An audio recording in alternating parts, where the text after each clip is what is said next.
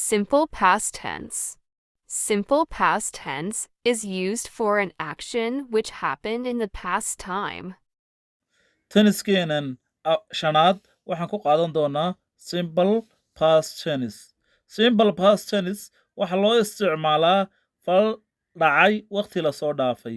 Fal dhacay waqti la soo dhaafay. Formula. Waxaan ku hormari doonaa qaacidada.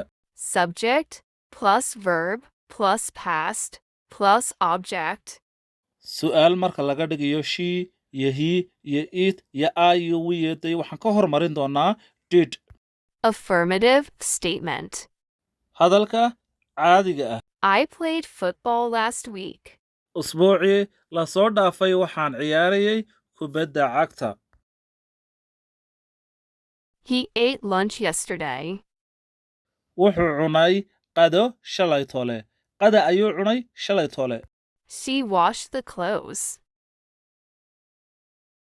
Iyadu waxay dhaqday ama maydhay dharkii. Question. Halkanna waxaan ku arki doonaa qaabka looga dhigo su'aalo. Did ayaa la soo hormarin doonaa. Did I play football last week? Usbuucii la soo dhaafay kubad maan ciyaaray.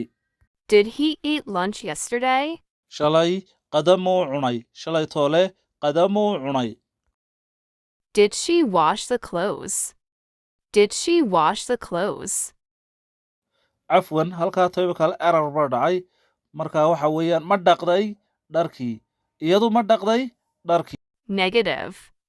Halkanna waxaan ku arki doonaa qaabka looga dhigo diidmo. I did not play football last week. Maan ciyaarin kubadda cagta toddobaadkii hore. Maan ciyaarin kubadda cagta He did not eat lunch yesterday. Shalay qada muusa cunin. Shalay qado muusan cunin. She did not wash the clothes. Iyadu maysan maydhin dharka shalay toole. Iyadu maysan maydhin dharka shalay toole. Casharada faahfaahsan waxaa ka helaysaa Facebooka.